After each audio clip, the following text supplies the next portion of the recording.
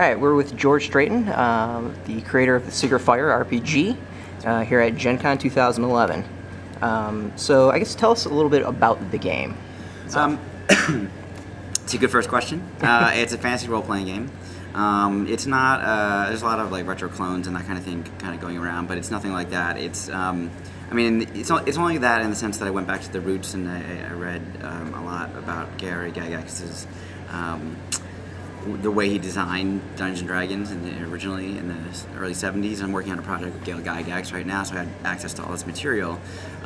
So I kind of went back to his original ideas and then tried to figure out how can I take modern gaming techniques and combine them with what Gary's original vision was, and then secondly, how can I take my own screenwriting skills, because that's what I do primarily, and bring that kind of storytelling ability to a type of RPG genre, fantasy that's not that people. It's called a role-playing game, but there's more role. Usually, these days, there tends to be more actual rolling of dice than role-playing of characters, unless you're playing something like Vampire or something that's really a storytelling game.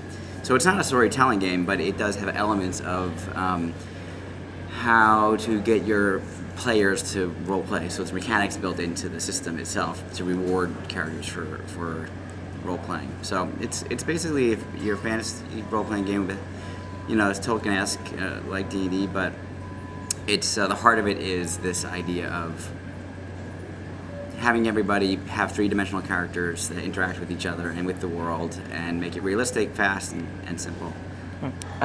Reading through the bio, you've worked on past games. Mm-hmm. You said you're a screenwriter. Yes. It was also mentioned you worked on Xena, Hercules. Yes. How did that prepare you to basically write a role-playing game and create flesh out a world?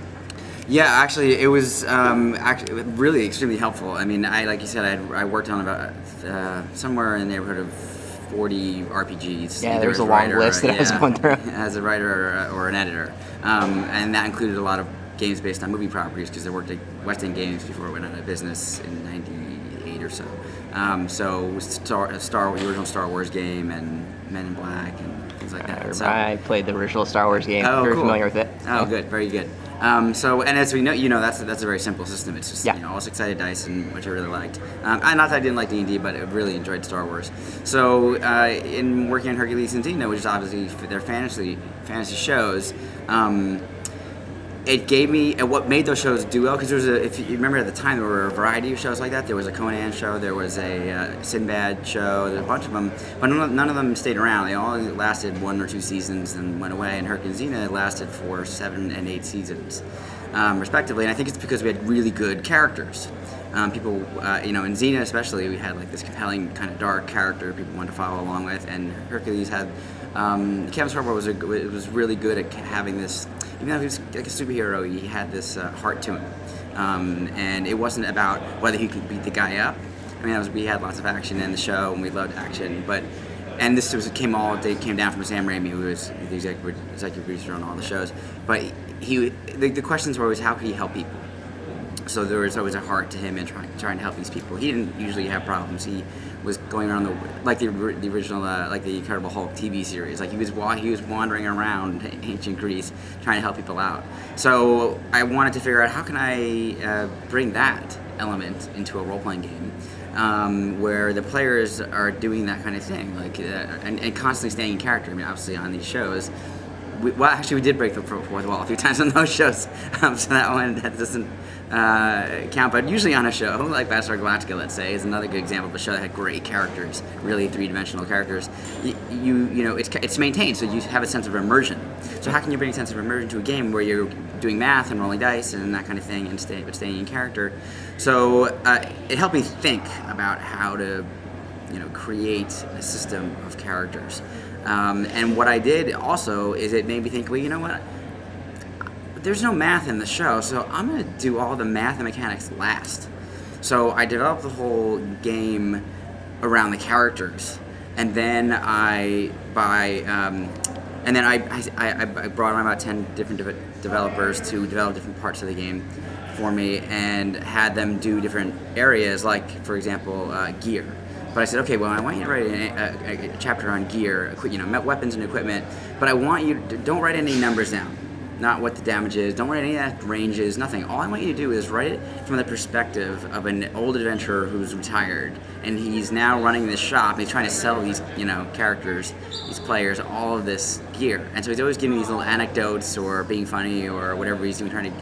And then once we had all of those different pieces to flesh out, I wrote the world, and that one of the chapters that I wrote myself, and tried to imbue each part of the world with something specific, like story-wise, like a story element. So once we had all of that stuff, we had even the spells. All the spells were just written out as in prose. After that is when I went back and figured out, okay, mechanically, how do I achieve the least incursion of math into this great material that you could sit down and read the book and enjoy reading the book. It's not like an encyclopedia. So it definitely, I mean, Sam Raimi was just a great influence, and he's a master storyteller. So that helped, I think, the most out of anything was that. And then also collaboration, because when you're working on a TV show, you're working with so many other writers. We actually set up the game in a TV show structure. So I was the head writer, and then we had a bunch of writers in the writing staff. And it was also like Xena Hercules, because that was shot down in New Zealand. And we had our writing office in LA, so I was in New York working on the game, and I had people everywhere from LA all the way to Edinburgh, Scotland. So we spanned half the globe in developing the game. So you've talked about how being a screenwriter has helped you. Mm-hmm. How, in any way, do you think it actually hurt you writing? I mean, you've also had game experience. Yes. Well, I think I was going to say, if I hadn't had all the game experience, I think the first thing I wrote, first game thing that was published, game product, was in 1994 or so. So I had 6 or 7 years of game actual publishing experience, and not to mention I started playing in D&D in '79, so I had a lot of gameplay experience too. And I think if I hadn't had that, I would have had problems in figuring out how to craft a system. Okay. And I think I would have had problems figuring out how to, I wouldn't have had exposure to all different kinds of systems. D6 system is very different from D&D, which is very different from like Amber diceless role playing. Or all these different games I had played at one time or another were all so different that I had all these things I could draw on and think about, like, oh, actually that kind of way of doing things worked really well. It was very simple, or this was too simplistic, or this didn't allow for enough flexibility, or like even Amber, I was like, oh, I wonder if I could just make it diceless. But honestly, I went back and pulled out my Amber book and I was reading through it. I'm like, nah, that's not the feel I'm trying to achieve. So I think if I hadn't had that previous experience, I would have had a lot of trouble trying to make that part of it work, because it can be complex, and it's easy to let it get out of hand. And you're like, I want to have a rule for this and a rule for that and a rule for this, instead of just laying back and saying, I just want to have a basic system that you can read, and just like the D6 system, and you get the sense of it. You can kind of put the rule book aside, and the rulings are more important than the rules. Okay. So you play the game, and if you need to make something up, make it up, as long as it feels realistic to you and the players, for the world that you're playing in. Obviously, it's a fantasy world, but for the physics of the fantasy world, as long as it works for everybody, go with it. It's great. Have fun. So I was reading through the press release, and it said it took 11 years to make. Yeah, well, I was about to say, did it actually take 11 years for the book, or was it like 11 years of ideas building up, right, and then? That's it. I started working on it 11 years ago, okay, and before I became a screenwriter, and it was one of the things. West End was out of business already, and I was working. Actually, I got a job in marketing at Universal Studios, so it was in between working on actual games full time and being a screenwriter full time. So I was doing freelance or RPG writing, and I was starting to get freelance screenwriting assignments. So while I was doing this day job, so I haven't forgot the question already. It would actually take 11 years to write. Oh yeah, so I had to start. So during that time period, I started to work on. I started writing. I was like, well, every time I'm doing this freelance, what if I just write my own game? What are the ideas I'd want to see in the game? Because I always tinker with all of my games anyway. Like whatever the game is, I come up with little extra roles, ideas. Like even when I ran I worked on the Indiana Jones game, And when I ran it at conventions, I ran it differently than it was written a little bit, because I had come up with these ideas after playing for a while that I thought I wish we had added into the game, but I would use them. It's like when you go see a concert and like the band plays the classic song that they everybody knows that they do in a slightly different way, and you're like, oh, that's cool. They segued into another of their song. So it was that kind of idea. So it was, but once I became a full-time screenwriter, it takes up so much time that I kind of just put it away. And D&D 3rd edition had come out, and that was huge. I mean, it's huge. Everybody was playing D&D 3E, and it's like, oh, I don't want to compete with that, and I don't have time. So it kind of just languished. And I still played a lot, and I'd write down as I played, and I mostly would be the DM. I would write down ideas I would have, and I would add a little piece here and a new little piece there, and so eventually it built up to this massive, like, I did everything on the computer, but like a binder's worth on a computer of material that I then used in the past year or so to like really put together into the book that became the book, and that was after lots of alpha testing and beta testing and whatnot. So, okay, let's actually get into the Sigurd Fire, the game itself. Yeah. Describe the world. It's a fantasy world, and it has a lot of influences. So one of my favorite authors is Robert E. Howard. So there's definitely a sword and sorcery kind of feel to it. I wrote the world with the intention of not making it like Forgotten Realms had ran into an issue, which I loved Forgotten Realms, but when it first came out, but over time with so many novels and whatnot, I felt like it was kind of railroading my campaigns, because suddenly people were like, well, no, that character's dead and he died in this book, and okay, well, we're not really, that's not, well, no, that's canon. And I'm like, well, it's a game. it's a game. We're playing our own version of the game, and I didn't want to have those people having those conversations. So I tried to make a world that had each place had a very different feel and different story hooks, but I'm not going to railroad the storylines into it where things are going on. We may have some background elements that change, with regard to the universe that you can bring into your campaign or change over the course of time, but to mix things up. But it's not about forcing stories upon people and always dealing with the gods and that sort of thing. But also it had influences from the Thieves World, which were great.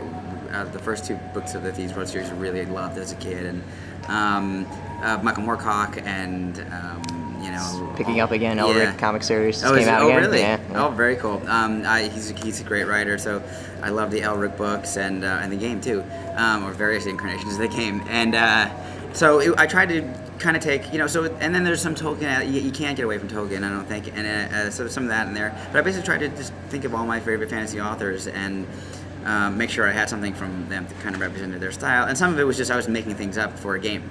Like my brother's in my game, and he wanted to establish his own thieves guild to get a thief, and so we needed a city. So we're like, okay, we'll make a city, and I wanted to make it hard on him. So I decided there already is a thieves guild there, so he's gonna have to either set up a rival thieves guild, or he's gonna have to figure out how to get rid of the one that's there. So so a whole city came out of that part of our campaign. In fact, it was our first. I played first edition from '79 all the way through, even though I played other editions and other games. Yeah. But with this campaign, it was going on forever, and so we, it was just that whole city came out of that one idea from a player. Yeah, I was about to say, is the background just kind of built off of the games yourselves that you were playing? Yeah. All the background and everything was played. Nice. Yes, nice. Every single thing that's in there was played, not just created by somebody. Nice. Yeah. So what's the actual system itself? It's D6, D20. It's got all the dice, and okay. I like dice. And one of the things I read in these papers I had of Gary's was that when he was coming up with all the ideas for D&D, he was reading Plato, and he came across this term, platonic solids. He's like, oh, platonic solids, whatever. And he looked up platonic solids, and if you look on Wikipedia, you'll see platonic solids are the 5 dice that we use. And they're actually invented by, the idea of them was talked about by Plato in the Republic, yeah. Interesting. And so okay. when Gary saw them, he said, oh, those would be, because we're talking no one had computers, or ways to generate random numbers. So when he saw the dice, everybody had seen a standard 6-sided die, okay. But he wanted to go beyond that and have something, so he's like, oh, this is really cool. I can actually generate different sets of numbers. So, because if you look at, you'll just go to Wikipedia. It's like the top thing on the page. You have to go back and actually read my copy of Plato's Republic. Yeah. Oh, yeah. And you'll see the all the way through 4-sided, all the way through 20-sided, right there. And he's like, I can have these put numbers on them, and I can generate random numbers in these different series, which was really cool. So I like dice. One of the things about 4th edition I miss is that they've got rid of percentile dice. Like I actually enjoy percentile dice, so I want to bring all the dice into the game. So it's not it's not like a 1-die system. I mean, I wrote a book called the D6 system, so I'm not against those kinds of games either. I love those kinds of games. So it wasn't a response to those. It just was that I wanted to use all my dice. Like I'm a dice lover, so the system is very simple and straightforward. I mean, it's pretty much you have ability scores. You have an alignment, and you've got race and we call it a calling instead of a class, but basically essentially a class. And we're in the first book. We're starting with just made it simple, just 4 races, 4 classes, and we'll expand on that as we go along. There's spellcasters, and there's Thieves, obviously. Sorry, thieves. There are thieves. There are definitely thieves. The system, what's different, I'll say, about it is that all of the ability scores, so intellect. When you look at your score, the first thing you see is a descriptor. We call it a descriptor, which is a word that describes where you are on that spectrum. So for intellect, you could be brilliant, you could be clever, you could go all the way down to being a moron.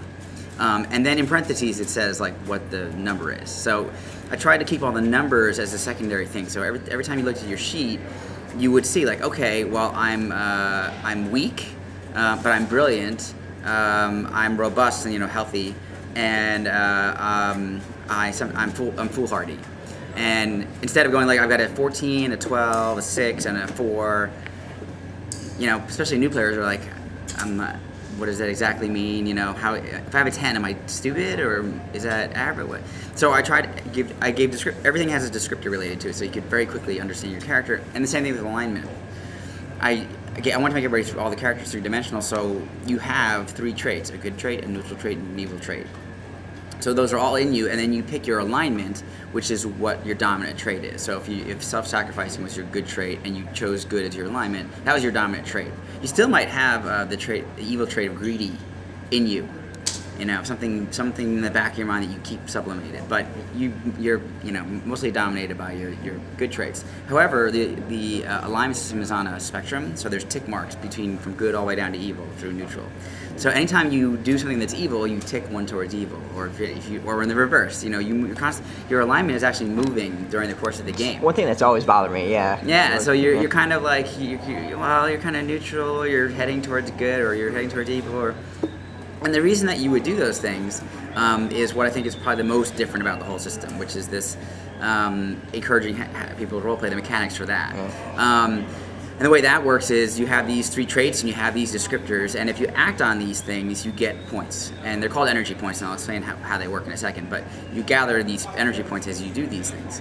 However, you can also go, so if you're moronic and you like say, I'm gonna run through the wall of fire, and I'm gonna stand in it for a second, get everything, all my clothes and my armor on fire, and then I'm gonna jump on the creature to light him up on fire because he won't get into the wall, and everybody's like, no, you're gonna get burned, you can't do that. As a person running the game, and so we call the game master the MC of the evening, the master creator. I would say as a master creator, like that sounds moronic. Yeah, it's go kind for of it. right up the character. Yeah, Sure. and that actually isn't something that happened in a campaign. In a playtest actually, somebody did that, and he went through and he got himself burned, but he ran into the monster and grabbed it and did damage to the monster. So he did do what he intended to do. He just burned himself up. So it encouraged the people who normally, if you have a 3 in intelligence, people are like, oh no, every time I have to make something related to intel, I'm screwed. So it's useless.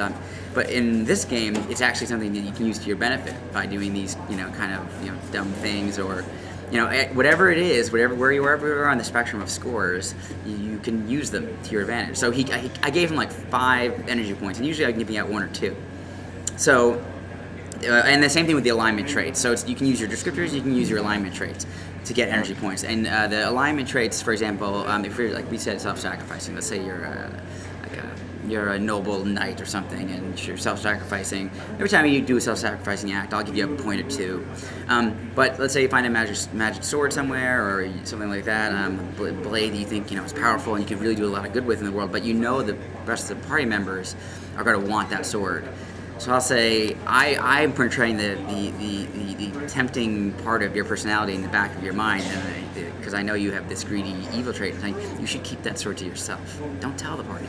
Just keep it. It's better for you to have it, because you're going to do a lot of good with it. And then you can say, no, I don't want to do it. I'll say, okay, I'll give you 5 energy points if you do it. No, I'll give you 10. What if I give you 10? I'll give you 10 energy points. All right, I'll do it. And and then okay. However, if you do this, you have to tick towards. You're gonna tick one towards evil. All right, okay, I'll do it. And I think that it's better to move one towards evil and do more good in the world, and maybe I can redeem myself later.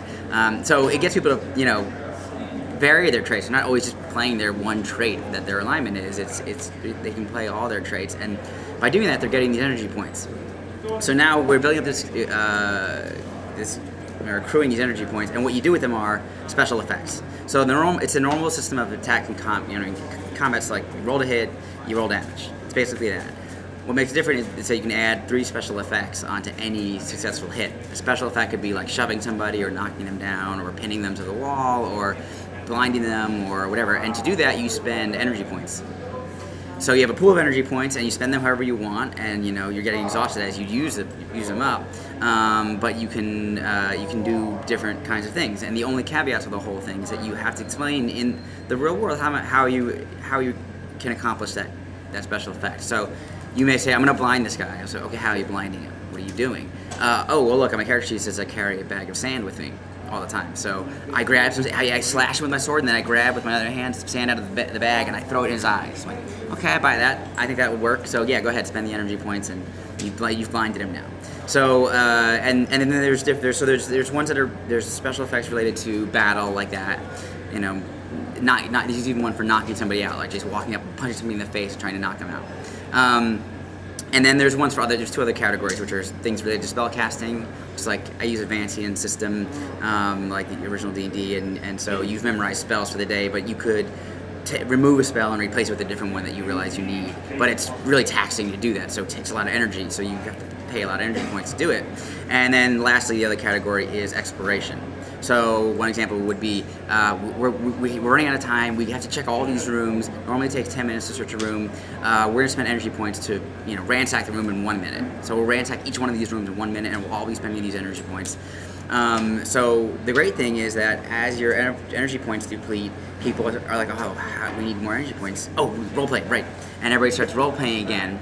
And especially when you have a table of people who are very much into role-playing, and then the other half are very much into like the number crunching and math of it, they each start learning from each other. Because the guys who really like math and whatnot, men and women, I should say, they see all these special effects, and like, oh, I spend this and spend that, okay, and they're getting into that, and they're spending these points and doing these cool effects.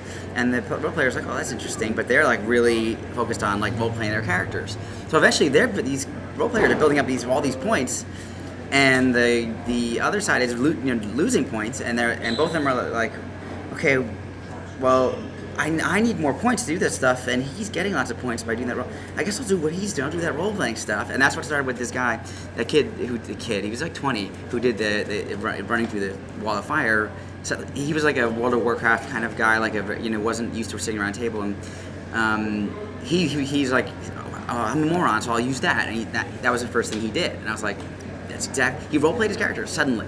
And the guys who were role players suddenly started using the special effects. They're like, well, I got all these points, and they're doing these cool things, and I'm gonna use the special effects to show off my my character. Like I'm gonna swing up across the chandelier because I'm a daring guy, and I want to show off. So I'll use these points to show off who my character is. So it was at the end of the session, of all the sessions we played, all the play testing. This is the first time these people played the game. It really came to a balance where everybody was role playing and everybody was using these special effects, which was my intention all along was to get that happening. So everybody, no matter what, and I ask everybody at the table, have you ever played, what games you've played before, and if you play D&D, which editions have you played, and do you have a preference? And I had tables of people who every single person had a different preference, like had a favorite game or vehemently hated other versions of D&D or whatever. And in the end, they all just had a good time, and it was like two people said, one guy at one table said, it's like the universal translator for D&D. Because we all, I like 3rd edition, I like Pathfinder, I like 4th edition, and whatever. And another guy said this is like universal D&D. So at 2 different events, I had people saying like, oh, we could all sit together. We can still play Pathfinder. We can still play 4E or whatever we normally play. But if we all want to sit together one day and play, we can use this as kind of the middle ground for everybody. So, I mean, that's pretty much the whole game. Actually, is everything I just described, all the mechanics. Lots of interesting stuff going on. Yeah. So I think, and I'm getting we have just a couple minutes left. Sure. Yeah, okay. So there's a thing about puzzles in the book? Yes. So this is just, I did a test run to make sure it was going to look good. Everything was printing out correctly, so they're not in here. But when you look through the book, you'll see weird symbols just on random pages, and just pay attention to those. And some of them are very easy, and you'll figure them out right away, which was intentional, because to get get people to notice that there's puzzles in here. Some of them give you information. Some of them will lead you to free content. We'll be doing that in all the books, and doing different things with them. And they're all different. All the puzzles there's all different types of puzzles. I had a guy who was a puzzle master. Like that's what it's one of his favorite things. Design all these really interesting puzzles. And some of them I was like, some of them are really easy, and then as he gave me harder and harder ones, finally I was like, okay, just tell me the answer. I don't know. I can't figure it out. So if you like puzzles, like there's something to do in between games, is to read about, is to try to figure out the answers to these puzzles, which may help you in the game. Okay. And there's actually one thing I'd love to just mention, which is that I have an appendix, which, first of all, we're giving 10% of the profits to the Gary Gygax Memorial Fund. But I'm very much, I think gamers are just great people, and like you can always sit down with a gamer and have a good conversation. And I think it feels very fractured because things that go on online and whatnot. But I think really, if you come to a convention like we are, and I go to a lot, like everybody's cool. You can get along with everybody. And I put an appendix in about we should band together and try to help fix the world. Like we're smart. We're good at problem solving. I mean, this is what we do when we play. Like so, and we enjoy doing that. So there's an appendix, and it gives a list of different types of things to do. Charity work, mentoring kids, your own self-development, like rereading The Republic, or something like that. And you get points for doing that, and you accrue those points between sessions. And when you come to the next session, you add them all up, and that's a percentage bonus you get to your XP for that session. That's actually very unique. So that's great. I just wanted to make sure to mention. It's actually interesting, bridging the fantasy world and real world. And there's a little reason. I explained how that came about in the book. So when you take a look at it, yeah, definitely read that, because that's a story unto itself. So the game is kind of debuting here at Gen Con 2011. Yeah. What comes next? Next is in December we have actually the next thing that happens is as soon as Apple approves our iOS app, that'll be out, and it's a lookup app. It's $4.99. I have a dummy version of it on my phone. It doesn't have the data in it, but it's a lookup app, and you just look up whatever it is like I said, there's just dummy information in here right now. And so here's all the categories, and here's what I found. There were 3 things under here, and then the articles here all, it's in it's all formatted, and then you can add it to your favorites. So you can actually put your whole character on here. And like, okay, these are other favorites I had picked. So I have all my spells, or all the special effects that I like, or things that I use a lot. You could have that, just there as you need them. And then if you're done with something, you can just delete it. And it's going to be $4.99. And all the data gets downloaded onto the app, onto your mobile device. So you will not ever have to need an internet connection after that. Nice. Yeah. So, and then we'll have, as we do more books, if you want an in-app purchase and you want to add that, it'll be like a couple bucks. Great. So, and then the next book is going to be December, and it's called Supplement 2, Demons and Druids. Anything before we wrap up? I wanted to make sure I got in that thing about the appendix because that part was I thought a fun thing and I thought you might enjoy just in talking absolutely. to you. So, but no, that was it. I just hope we'll get a chance to take a look at it and give it a try, and I think that they'll like it. Great, appreciate it. Yeah. And have a great rest of Gen Con. Thank you. You too. Thanks. Nice meeting you. Yep, nice meeting you.